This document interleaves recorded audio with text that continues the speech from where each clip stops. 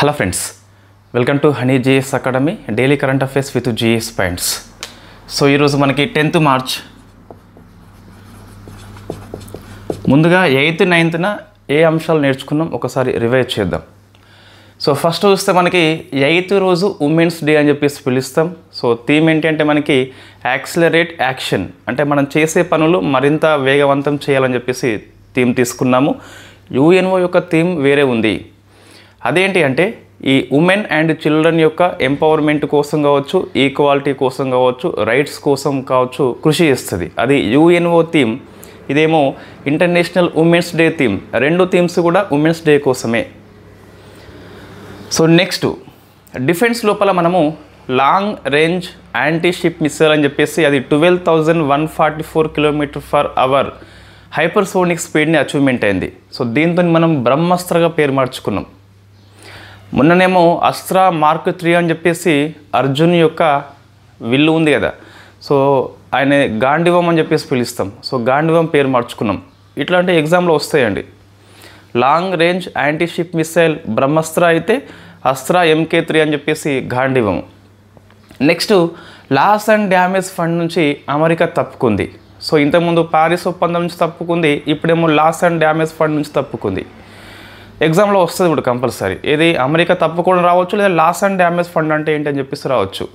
ఈ వాతావరణ మార్పుల ఫలితంగా అల్ప ఆదాయ దేశాలు, డెవలపింగ్ కంట్రీస్ ప్రతికూల ప్రభావాలు చూస్తున్నాయి. సో దీనికి కారణం ఏంటి అంటే డెవలప్డ్ కంట్రీస్ యొక్క పారిశ్రామిక ఉద్గారాలని చెప్పేసి పిలుస్తాం. సో కాబట్టి వాళ్ళు ఈ లాస్ అండ్ డ్యామేజ్ ఫండ్ని ఇవ్వాలని చెప్పేసి మనం COP27 ఈజిప్ట్లో జరుగుతుంది. షర్మ్ ఎల్ షేక్ అని చెప్పేసి పిలుస్తాం కదా, అక్కడ స్థాపించబడుతుంది. బట్ మనకి ప్రారంభించింది మాత్రము COP28లో దుబాయ్లో ఉన్న అబుదాబి అని చెప్పేసి హోస్ట్ చేస్తుంది. అప్పుడు మనం very first time loss and damage ఫండ్ని ఏర్పాటు చేసుకున్నాము, ప్రారంభించినాం. సో స్థాపన అంటే మనకి ఎస్టాబ్లిష్డ్ బై COP27. COP28లో మనం దీన్ని ప్రారంభం చేసినాం. సో అవి రెండు పాయింట్స్ కన్ఫ్యూజ్ కాకుండా గుర్తుపెట్టుకోవాలి. నెక్స్ట్ ఈ లాస్ అండ్ డ్యామేజ్ ఫండ్కి 2023 నుంచి 27 వరకు ఇంటరిమ్ హోస్ట్ అని చెప్పేసి పిలుస్తాం. మధ్యంతర దీన్ని కండక్ట్ చేసేది వరల్డ్ బ్యాంక్. అయితే 24లో మనము ఫిలిప్పీన్స్ కూడా కంట్రీని ఎంపిక చేసుకున్నాం. ఇటీవల లాస్ అండ్ డ్యామేజ్ ఫండ్ యొక్క డైరెక్టర్ జనరల్గా సెనెగల్ వ్యక్తి సో ఇబ్రహీం అని చెప్పేసి ఎలెక్ట్ అయ్యాడు. కాబట్టి ఇవన్నీ లాస్ అండ్ డ్యామేజ్ ఫండ్ చుట్టూ ఉన్న ముఖ్యమైన అంశాలు. నెక్స్ట్ స్కాట్ అని చెప్పేసి వార్తల్లో వచ్చింది, ఒక ఉపగ్రహం పేరు మనకి. ఇది space camera for objective tracking అని చెప్పేసి పిలుస్తాం. అంటే అంతరిక్షం లోపల ఉన్నటువంటి వస్తువుల్ని నిఘా చేస్తుంది. ఇది బెంగళూరు ఆధారిత సంస్థ దిగంతర అని చెప్పేసి ప్రయోగించింది. స్పేస్ ఎక్స్ యొక్క ట్రాన్స్పోర్టర్ 12 మిషన్లో భాగంగా ప్రయోగించింది. ప్రపంచంలోనే కమర్షియల్ స్పేస్ సర్వేలెన్స్ శాటిలైట్ లోపల ఇది ఫస్ట్ దండి. అంటే అంతరిక్షం లోపల వస్తువులని నిఘా చేయడం లోపల సో ఫస్ట్ వాణిజ్య మిషన్ మన దిగంతర సంస్థ. భారతదేశంలో ప్రైవేటు అంతరిక్ష కార్యక్రమాల కోసం అని చెప్పేసి ఇస్రో ఇన్స్పేస్ని స్థాపించింది. నెక్స్ట్ స్టార్షిప్ వార్తల్లో ఉన్నదండి. ఏంటి స్టార్షిప్ అని చెప్పేసి చూస్తే ఇది స్పేస్ ఎక్స్ యొక్క space craft and heavy lift rocket.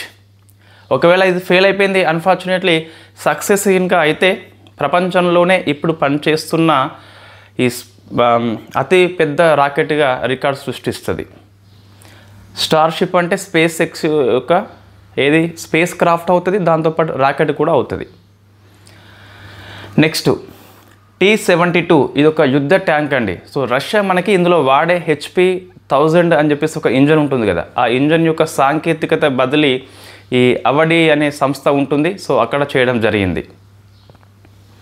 Next ట్రాపెక్స్ 25 అని చెప్పేసి ఇది ఇండియా నేవీ కండక్ట్ చేసే అతిపెద్ద ద్వైవార్షిక విన్యాసము. ఎవ్రీ 2 years జరుగుతుంది.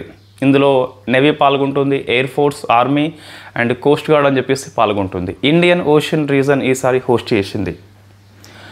Iconic cable stayed cum suspension bridge అని చెప్పేసి ఇండియాలో ఫస్ట్, ప్రపంచంలో సెకండ్. ఇది మన ఎక్కడ నుంచి నాగర్ కర్నూలు నుంచి సో ఇన్ఫ్యాక్ట్ ఏపీలో ఉన్న కర్నూలు వరకు ఈ బ్రిడ్జ్ 3 km అని చెప్పేసి ఉంటుంది. సో దీనికి ఆమోదం వచ్చింది. కన్వెన్షన్ ఆఫ్ క్లస్టర్ మ్యునిషన్స్ అంటే ఒకటే బాంబు ప్రయోగిస్తే విడివిడి భాగాలుగా విడిపోయి ఎక్కువ ప్రాంతం లోపల అది స్ప్రెడ్ అవుతుంది.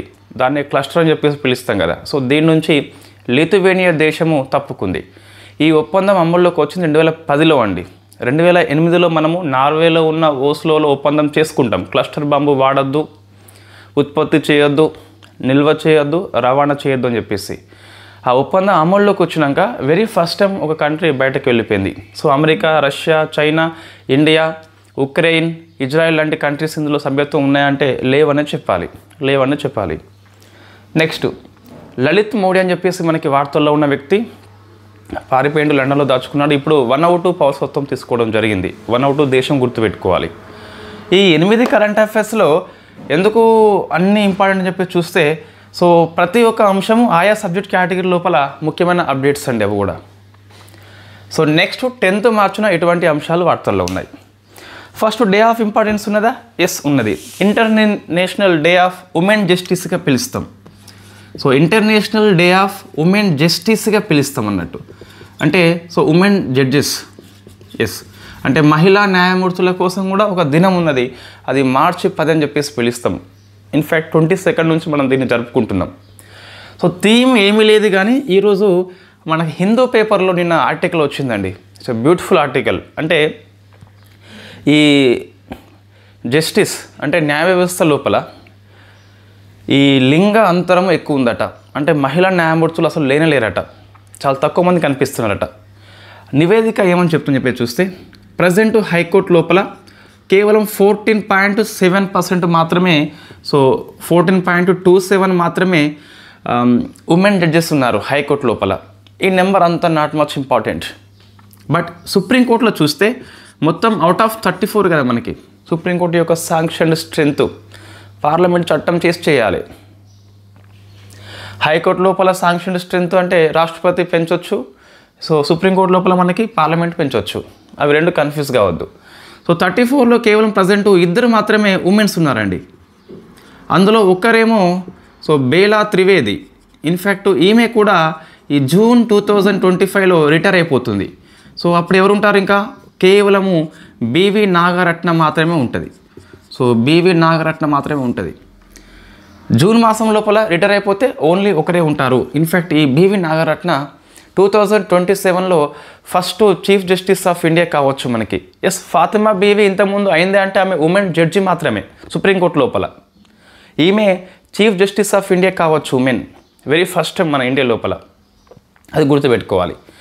నెక్స్ట్ ఈ ఇప్పుడు 1924లో I think, if I'm not wrong, so భారతదేశంలో ఫస్ట్ ఉమెన్ లాయర్ అండి, నేను చెప్పేది న్యాయవాది Anna Chandy first women judge high court లోపల. Fathima Beevi first women judge supreme court లోపల. ఫస్ట్ ఉమెన్ లాయర్ ఎవరని చెప్పేసి చూస్తే మనకి కార్నేలియా సొరాబ్జీ అని చెప్పేసి పిలుస్తాం. 1924లో వెరీ ఫస్ట్ టైం ఈమె. సో కార్నేలియా సొరాబ్జీ అని చెప్పేసి మనం ఇది ఈ ఉమెన్ మూమెంట్స్ అని చెప్పేసి మోడర్న్ ఇండియా హిస్టరీ ఉంటుంది. మనది ఇంకో ఛానల్ ఉన్నది, జిఎస్ టిప్స్ అండ్ ట్రిక్స్ అని చెప్పేసి. సో అందులో మీకు ఇది కనిపిస్తుంది. ఈ ఆధునిక చరిత్ర అని చెప్పేసి మనం డిస్కస్ చేసినాం మొత్తం కంప్లీట్గా. సో అందులో ఈ పాయింట్ మీకు కనిపిస్తుంది మహిళా ఉద్యమాల లోపల. సో కార్నేలియా సొరాబ్జీ అని చెప్పేసి ఇది మనం ఎక్కువ పుస్తకాల్లో ఫోకస్ చేసి ఉంటాం కాబట్టి ఒకసారి చూసుకోండి, ఎగ్జామ్లో వస్తే రావచ్చు. రైట్, ఇది ఫస్ట్ మనకు పాలిటీ ఆర్టికల్ అండి. డే ఆఫ్ ఇంపార్టెన్స్ కిందకి వస్తుంది అండ్ పాలిటీ కూడా వస్తుంది. నెక్స్ట్ కొత్తగా ఒక సుప్రీంకోర్టు న్యాయమూర్తి వచ్చిండు, జోమాలియా. సో పేరు గుర్తుపెట్టుకోవాలి, సుప్రీంకోర్టు న్యాయమూర్తి కాబట్టి మన రాష్ట్రం కాకపోయినా ఈయన ఏపీ హైకోర్టులో న్యాయమూర్తిగా పనిచేసిండు. సో జోమాలియా బాగ్చి అని చెప్పేసి పిలుస్తాం. సో 124 ఆర్టికల్ ప్రకారము రాష్ట్రపతి గారు సుప్రీంకోర్టు న్యాయమూర్తిని కొలీజియం సిఫార్సు మేరకు నియామకం చేస్తారు. సో ఇది పేరు గుర్తుపెట్టుకోవాలి, జోమాలియా బాగ్చి అని చెప్పేసి పిలుస్తాం. ఇవి 2 ఆర్టికల్ మనకి ఇండియన్ పాలిటీ కిందకి వస్తాయండి. అయితే పాలిటీలో ఇవి అప్డేట్స్ చేసుకోవాలంటే అంతా ఏం అవసరం లేదు, జస్ట్ ఇది కరెంట్ అఫైర్స్. ఇంకా ప్రతిదీ మనం అప్డేట్స్ చేసుకోమండి. సో నేను ఇది కూడా ఇవాళ నుంచి యాడ్ చేస్తున్నా. అంటే మనం నిజంగా సబ్జెక్ట్ లోపల ఏది రాసుకోవాలి అంటే మనకి సుప్రీంకోర్టు పాఠం ఉంది కదా, అక్కడ ఇది రాసుకోవాలంటే అవసరం లేదు, కరెంట్ అఫైర్స్ కిందకే వస్తుంది. సో మన సీజే ఎవరైనా మారితే అప్పుడు రాసుకోవాలి. ఇది కూడా పెద్దగా అవసరం లేదు, మీ బుక్లలో ఆల్రెడీ ఉండి ఉంటుంది. వీళ్ళు ఎప్పటి నుంచో 2021 నుంచి చూస్తే అసలు మహిళా న్యాయమూర్తుల నియామకం కాలేదు. 21 లాస్ట్ టైం మనకి హిమా కోహ్లీ అని చెప్పేసి వస్తుంది, తర్వాత ఇంకేవాళ్ళు రాలే మనకి. కాబట్టి పెద్దగా అవసరం లేదు, మీకు నోట్స్లో ఆల్రెడీ ఉండి ఉంటుంది. ఎకనామీ అండి.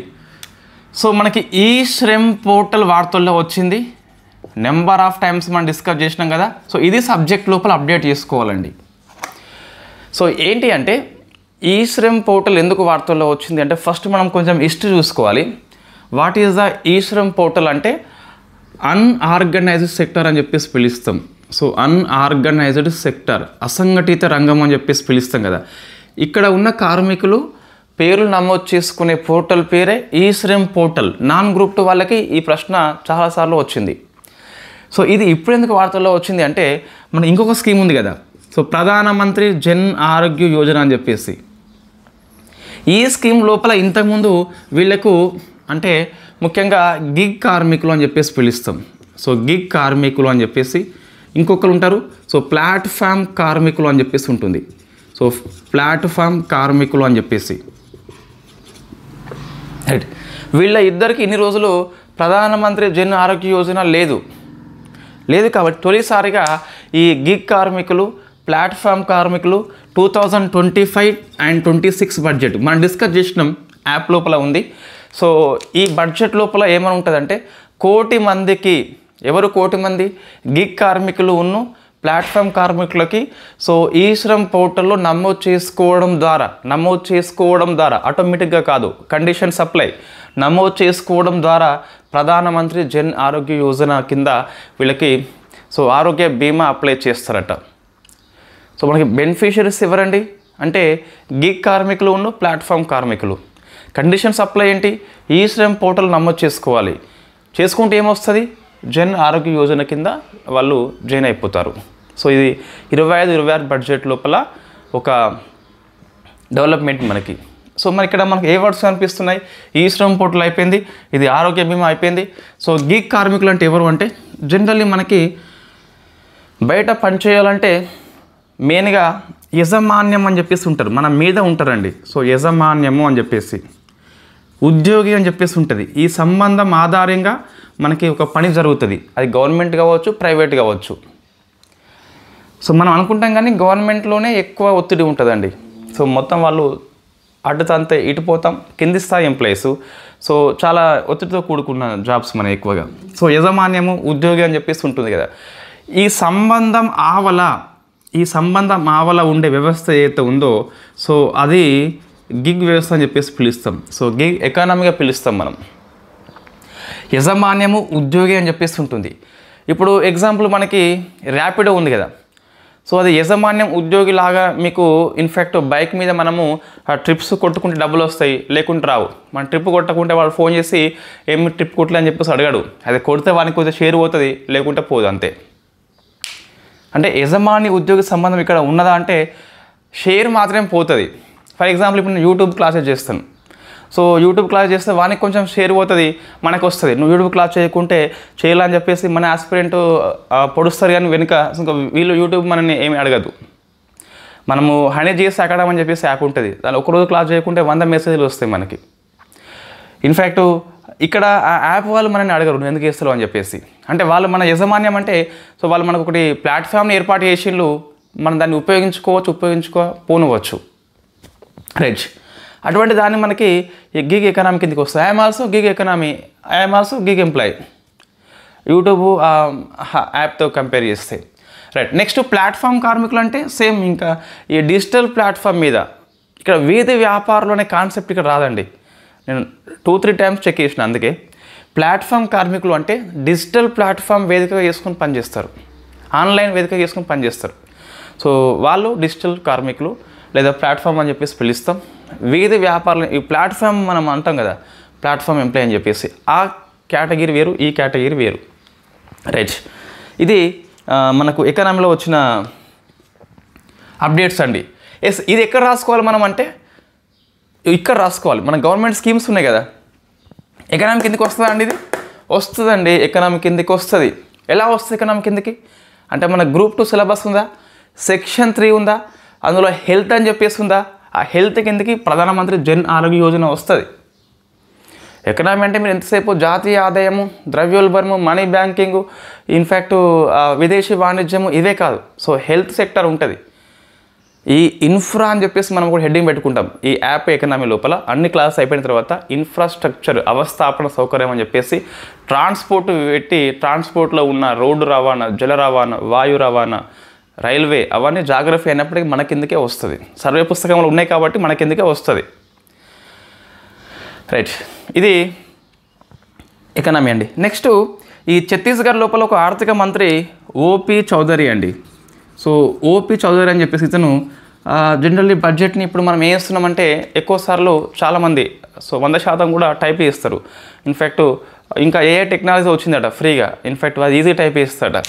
సో ఇటువంటి యుగంలో కూడా చేతి రాతతోని తన దస్తురుతోని సో ఓపీ చౌదరి అని చెప్పేసి బడ్జెట్ని రాశాడు కంప్లీట్గా, మొత్తం అంకెలు రాత మొత్తం. సో మనలాగా మన మ్యాగజైన్ని ఇన్ఫ్యాక్ట్ రిటర్న్ నోట్సే ఇస్తున్నాం. సరే మనం డీటీవీ వెర్షన్ తీసుకొచ్చాం అనుకోండి, అయినప్పటికీ మనం ఎక్కువ నోట్స్ అయితే రిటర్న్ మాదిరిగానే ఇస్తాం. రైట్, అంటే ఇప్పుడు కూడా ఇలాంటి వాళ్ళు ఉన్నారంటే ఎస్ ఉన్నారని చెప్పాలి. సో నెక్స్ట్ తర్వాత ఏంటి, defence current affairs. So exercise Khanjar 12 అని చెప్పేసి వార్తల్లో వచ్చింది. సో ఎక్సర్సైజ్ ఖంజర్ 12 అంటే ఇది 12th ఎడిషన్. ప్రశ్న లోపల ఈ 12 అని చెప్పేసి వేయడండి, ఎడిషన్ అని చెప్పేసి అడగాలని చెప్పేసి అనుకుంటే టీజీపీఎస్ అడుగుతుంది ఇది ఎన్నో ఎడిషను, 10వ ఎడిషను, 11వ ఎడిషను, 9వ ఎడిషను, ఏం క్వశ్చన్ అడుగుతున్నాను. సో ఖంజర్ అని చెప్పేసి మనకి ఒక ఉమ్మడి స్పెషల్ ఫోర్సెస్ విన్యాసము, అంటే ప్రత్యేక దళాలు కొన్ని ఉంటాయి కదా మనకి. సో అది అంటే special forces exercise, special forces ఎవరి మధ్య అంటే India plus Kyrgyz. So Kyrgyz plus India మధ్య. ఈసారి ఎవరు హోస్ట్ చేస్తున్నారు, లాస్ట్ టైం మనం కాబట్టి ఈసారి కిర్గిజ్ దేశం హోస్ట్ చేస్తుంది. ఇది డిఫెన్స్ కరెంట్ అఫైర్స్ అండి. డిఫెన్స్ కిందకి ఇది మనం రాసుకోవాలని అప్డేట్ లోపల అవసరం లేదు. అప్డేట్లో మనకి ఇటువంటిది రాదు, జస్ట్ ఇది కరెంట్ అఫైర్స్ అంతే. మిసైల్స్ వస్తాయి మనకి, అది అప్డేట్. రైట్, ఇక మీద మనం ప్రతి ఆర్టికల్ని అప్డేట్స్ మీన్స్ సబ్జెక్టు మన గ్రూప్ 2 మెయిన్స్ సిపిపిఎస్ వాళ్ళ కోసం మళ్ళీ ఉంటుంది ఎగ్జామ్ కదా, ఐ మీన్ ఇప్పుడు ఉన్న ఎగ్జామ్ కాదు. సో మళ్ళీ నోటిఫికేషన్ పడ్డప్పుడు అప్పుడు ఇటువంటి పనికి వస్తాయి, ఏది ఎగ్జామ్లో వస్తుంది ఏది ఎగ్జామ్ రాదని చెప్పేసి. నెక్స్ట్ మనకు ఇరాన్ అణు ఒప్పందం అయితే మరొకసారి వార్తల్లో ఉన్నది. సో ఈ ట్రంప్ దృష్ట్యా ఇరాన్ అణు ఒప్పందం అని చెప్పేసి ఎస్ ఇది మనకి న్యూక్లియర్ టెక్నాలజీ లోపల వస్తుంది. So part of the syllabus మనం డిస్కస్ చేసినాం, ఒక 2 hours క్లాస్ చేసినాం ఇంతకుముందు న్యూక్లియర్ ఎనర్జీ మీద. సో మీకు యూపీఎస్సీ వరకు పనికి వస్తుంది. ఏంటి వార్తల్లో వచ్చిందంటే first what is the Iran nuclear deal అని చెప్పేసి చూస్తే దీన్ని జేసిఓపి అని చెప్పేసి పిలుస్తాం. అంటే so joint comprehensive plan of action అని చెప్పేసి వస్తుంది. So joint comprehensive plan of action అంటే సో ఈ ఇరాన్ అనేది అణుచర్యలు చేపట్టింది. అణుచర్యలు చేపట్టకుండా దీంతో చర్చలు డైలాగ్స్ జరుగుతున్నాయి. ఆ డైలాగ్స్లో పార్ట్నర్స్ ఎవరని చెప్పేసి చూస్తే ఒకటి ఇరాన్ ఉన్నది, next power of 5 countries, I mean veto powers America, Britain, China, Russia అని చెప్పేసి పిలుస్తాం. ప్లస్ జర్మనీ ఉన్నది, ఇది కొత్తగా మనకి యాడ్ అయింది. తర్వాత యూరోపియన్ యూనియన్ కూడా కనిపిస్తుంది. సో ఇవి చర్చల్లో పాల్గొంటాయి. ఏంటి లక్ష్యం మనకి, ఇరాన్ అనేది అణు పరీక్షలు చేపట్టద్దు. 2018లో ఏమైందంటే ట్రంప్ వచ్చిన తర్వాత సో ఈ అమెరికా చర్చల నుంచి బయటకు వచ్చేసింది. ఇప్పుడు మళ్ళీ ఏమైనా 25లో మళ్ళీ ట్రంపే వచ్చింది కదా, సో అతనే మళ్ళీ స్టార్ట్ చేసిండు. సో వాని ఇష్టం ఏది, సో చేద్దామంటే చేద్దాం, వద్దంటే వద్దు, అంతే కంప్లీట్గా. 2018 లోపల ఏమైంది, సో విత్డ్రా అయిపోయింది మళ్ళీ జయన్, ఎందుకంటే ట్రంప్ కాబట్టి అంతే. So Trump things only. So చాలా ఒప్పందాల నుంచి బయటకు వచ్చింది మనోడు. లాస్ అండ్ డ్యామేజ్ ఫండ్ అని చెప్పేసి, ఈ ప్యారిస్ ఒప్పందం అని చెప్పేసి, WHO అని చెప్పేసి. రైట్, ఇది నెక్స్ట్ అండి సైన్స్ అండ్ టెక్నాలజీ కిందకి వస్తుంది. ఇంకోటి ఏఐ మానస్ అని చెప్పేసి వార్తల్లో ఉంది. ఏఐ మానస్ ఇది చైనా యొక్క సంస్థ ఉంటుంది, మోనికా అని చెప్పేసి పిలుస్తాం. ఈ మోనికా యొక్క సృష్టికర్త ఏఐ మానస్. ఏంటి మానస్ అంటే ఇది కొంచెం స్వయం ప్రతిపత్తి వ్యవస్థ కలిగి ఉంటుంది, సొంతగా ఆలోచించి నిర్ణయాలు తీసుకుంటుంది. మనం సాఫ్ట్వేర్ ఇవ్వాల్సిన అవసరం లేదట. కాబట్టి కొద్ది వరకు ఈ గ్రూప్ 2 లాంటి ప్రిలిమ్స్ ఎగ్జామ్ లోపల లేదా జిఎస్ ఎగ్జామ్ లోపల వస్తుందండి. సో నెక్స్ట్ పర్యావరణ అంశాలు చూస్తే సో 58వ జాతీయ పార్క్ వచ్చింది. 58వ జాతీయ పార్క్ వచ్చింది. దాని పేరు Madhav national park from so Madhya Pradesh అని చెప్పేసి పిలుస్తాం.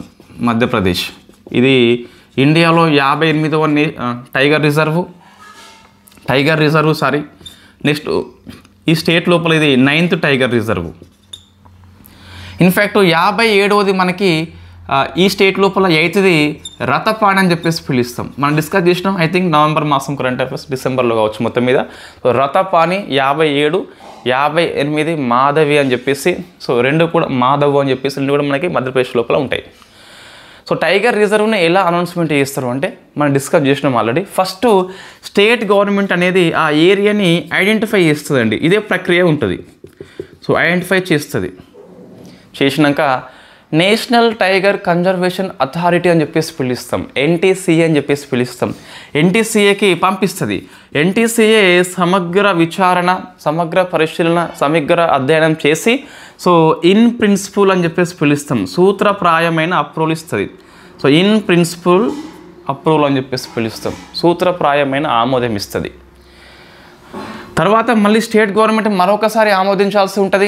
ఎన్టీసీఏ తుది ఆమోదం ఇస్తుంది. సో తుది ఆమోదం అనంతరం పర్యావరణ శాఖ తుది ఆమోదం అనంతరము రాష్ట్ర ప్రభుత్వమే నోటిఫై చేస్తుంది. ఇప్పుడు ఎన్టీసీఏ ఆమోదించిందండి, ఎన్టీసీఏ ఆమోదించింది. రాష్ట్ర ప్రభుత్వం నోటిఫై చేయకుంటే అది అమల్లోకి వస్తుందా? అమల్లోకి రాదండి, అమల్లోకి రాదు. సో ఇది మీకు ఆర్డర్లో టైగర్ రిజర్వ్ యొక్క అనౌన్స్మెంట్ ప్రక్రియ. చివరికి ఎవరు చేయాలి అంటే స్టేట్ గవర్నమెంటే చేయాలి. సో మన సబ్జెక్ట్ కరెంట్ అఫైర్స్ అయిపోయినాయండి. మిగతా ఇక స్పోర్ట్స్, అపాయింట్మెంట్స్, మనకి అవార్డ్స్ వాట్సాప్లో ఉన్నాయి. ఇప్పుడు ఇవి చిన్న చిన్న అవసరం అంటే నేను మోస్ట్లీ కరెంట్ అఫైర్స్ మనం కొంచెం మార్చినామండి, మరీ ప్రతిదీ రాయట్లేదు ఇప్పుడు. అంటే సబ్జెక్టు కాకుండా మిగతా ఉంటాయి కదా. సో ఇవి కుబేర్ల జాబితా లేకుంటే విలువైన కంపెనీ జాబితా అని చెప్పేసి రాయట్లే. ఎందుకంటే మనకి ఇప్పుడే మరీ ఇంకా ఎగ్జామ్ వెదర్ అట్మాస్ఫియర్ మనకు వచ్చింది. గ్రూప్ 1 రిజల్ట్ వచ్చింది, గ్రూప్ 2, 3 కూడా మనకి ఇవాళ గ్రూప్ 2 అనుకుంటా. సో రేపు ఎల్లుండి గ్రూప్ 4, గ్రూప్ 3 అనుకుంటా. మొత్తం మీద రిజల్ట్ అయితే వచ్చినాయి కాబట్టి సో నెక్స్ట్ వాట్ అని చెప్పి చూస్తే జూన్ కల్లా మళ్ళీ స్టార్ట్ అవుతుంది. సో అప్పుడు మనం ప్రతిదీ రాద్దాం. ఇప్పుడైతే సో ఇంపార్టెంట్ రాద్దాం. నేను చెప్పేది మళ్ళీ స్కిప్ చేయట్లేదు, మళ్ళీ మీకు ఆ కాన్సెప్ట్ రావద్దు. స్కిప్ చేయట్లేదు. విలువైన కంపెనీ జాబితా, ఈ కుబేర్ల జాబితా అది ప్రతి 2 months ఒకసారి వస్తూనే ఉంటుంది. అది ఎగ్జామ్ దృష్ట్యా పెద్దగా అవసరం కూడా లేదు. స్పోర్ట్స్లో చూస్తే మనకి ఛాంపియన్ ట్రోఫీ అనేది వార్తల్లో ఇటువంటిది ఎగ్జామ్లో వస్తుందండి. ఇది 1 year వరకు important. So champions trophy India గెలుచుకుందండి. ఎన్నోసారి? ఇది 3వసారి. సో ఒకసారి సంయుక్తంగా మనం శ్రీలంక పంచుకున్నాం అనుకుంటే అది కలిపితే మనకి మొత్తం 3 సార్లు వచ్చింది. 2013లో ఇంకోసారి వచ్చింది, మొన్న ఇంకోసారి వచ్చింది, ఇన్ఫ్యాక్ట్ 25లో ఇంకోసారి వచ్చింది. సో దీన్ని ఎవరు హోస్ట్ చేసిండండి? సో పాకిస్తాన్ మెయిన్గానైతే. సో దుబాయ్ హోస్ట్ చేసేలా మనం చేసినాం. మనం పాకిస్తాన్కు పోం కాబట్టి సో దుబాయ్ని ఏర్పాటు చేసిండు. మనం పాకిస్తాన్కి పోకుంటే మనం రామంటే సో అది రద్దు అయిపోద్ది. ఇన్ఫ్యాక్ట్ ఐసీసీ లాస్ అయిపోతుంది. కానీ మన కోసం అని చెప్పేసి ఒకటే గ్రౌండ్లో మనల్ని ఎటు కదలలేకుండా గ్రౌండ్లో మాత్రం కదిలించేలా వాళ్ళు ఏర్పాట్లు చేసి సో మంచిగా దగ్గరుండి ఇన్ఫ్యాక్ట్ దుబాయ్లో మనల్ని ఆడించారు. 5 గేమ్ల 6 గేమ్ల మొత్తం మీద ఒకటే గ్రౌండ్లో మనం ఆడినాం. పిచ్లు మాత్రం వేరే ఉన్నాయి. అయినప్పటికీ దాని కారణంగా గెలిచామని చెప్పి చెప్పలేము, అది తప్పు. అది ఎందుకంటే మా ప్రతి గెలిచిన మ్యాచ్ మంచి టైట్గా వచ్చింది. రైట్, మొత్తమే 4 స్పిన్నర్లను ఆడించే లగ్జరీ మళ్ళీ లైఫ్లో రాకపోవచ్చు. సో మొత్తం ఇండియా గెలుచుకున్నది. తర్వాత ఇన్ఫ్యాక్ట్ ఫైనల్లో ఓడిపోయింది ఎవరండి? న్యూజిలాండ్. సో మంచి టీం ఇది వాస్తవంగా. మనని చాలాసార్లు గట్టిగానే వేషన్లు అయినప్పటికీ మనకు కోపం రాదు. ఎందుకంటే మనం వరల్డ్ కప్ ఫైనల్లో చాలాసార్లు దీని మీద ఓడిపోయినాం. ఒకసారి వరల్డ్ ఛాంపియన్ ట్రోఫీ అని చెప్పేసి టెస్ట్ సిరీస్లో ఓడిపోయినాం. రైట్, బట్ మనము కేన్ మామ అని చెప్పేసి పిలుస్తాం కదా వాళ్ళ కెప్టెన్ని ఎక్కువగా. సో ఇప్పుడు ఏంటి అంటే ఇప్పుడు దీంట్లో మ్యాన్ ఆఫ్ ద మ్యాచ్ అండి. అంటే ఫైనల్లో మంచిగా ఆడిన వ్యక్తి రోహిత్ శర్మ. సో లీగ్లో ఆడలేదు, ఫైనల్లో ఆడిండు. Next man of the series అంటే ఈ సిరీస్ మొత్తం మంచిగా ఆడిన వ్యక్తి రచిన్ రవీంద్ర. సో మన ఇండియా సంతతితను, న్యూజిలాండ్ ప్లేయర్ అండి అతను. నెక్స్ట్ చూస్తే స్పోర్ట్స్ అయిపోయింది కదా. సో అవార్డ్స్ అండి. ద ఫేమస్ అవార్డు మనకి సుమన్ చక్రవర్తికి వచ్చింది, the world science academy award. The world of science academy science award అని చెప్పేసి యునెస్కో ఎవ్రీ ఇయర్ ఇస్తుంది. సో సుమన్ చక్రవర్తి మన ఇండియా కాబట్టి ఆ పేరు గుర్తుపెట్టుకోవాలి. యునెస్కో అవార్డు ఏదైనా కూడా ఎగ్జామ్లో వస్తుంది. తర్వాత అపాయింట్మెంట్స్ చూస్తే కెనడా కొత్త ప్రధాని వచ్చిండు, మార్కు కార్నీ అని చెప్పేసి పిలుస్తాం. సో మార్కు కార్నీ కెనడా యొక్క నూతన ప్రైమ్ మినిస్టర్. నెక్స్ట్ ఇక్రిసాట్ మన హైదరాబాద్లో ఉంది కదా, డైరెక్టర్ జనరల్గా హిమాంశు పాఠక్ వచ్చిండు. సో హిమాంశు పాఠక్ అని చెప్పేసి వచ్చిండు. ఇవి కరెంట్ అఫైర్స్ ఈరోజు. మనం ఈరోజు ఏం నేర్చుకున్నాం మళ్ళీ రేపు క్లాస్ స్టార్ట్ చేసినప్పుడు కూడా డిస్కస్ చేద్దాం. కానీ ఫస్ట్ అయితే హయ్యర్ జ్యుడిషియరీ లోపల హైకోర్టులో 14.27 ఉన్నారు, సుప్రీంకోర్టులో ఓన్లీ ఇద్దరే, బేలా త్రివేది ప్లస్ బీవీ నాగరత్న అని చెప్పేసి.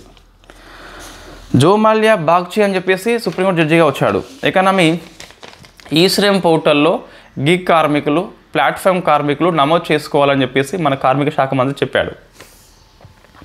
నెక్స్ట్ హ్యాండ్ రిటర్న్ బడ్జెట్ని very first time OP Chaudhary, అంటే చాలా రోజుల తర్వాత వెరీ ఫస్ట్, అంతకుముందు రాసేది బట్ ఇప్పుడు రాయట్లే. Defence Khanjar exercise Kyrgyzstan plus India మధ్య స్పెషల్ ఫోర్స్ విన్యాసము. ఇరాన్ అణు ఒప్పందం మళ్ళీ స్టార్ట్ అయింది చర్చలు అని చెప్పేసి.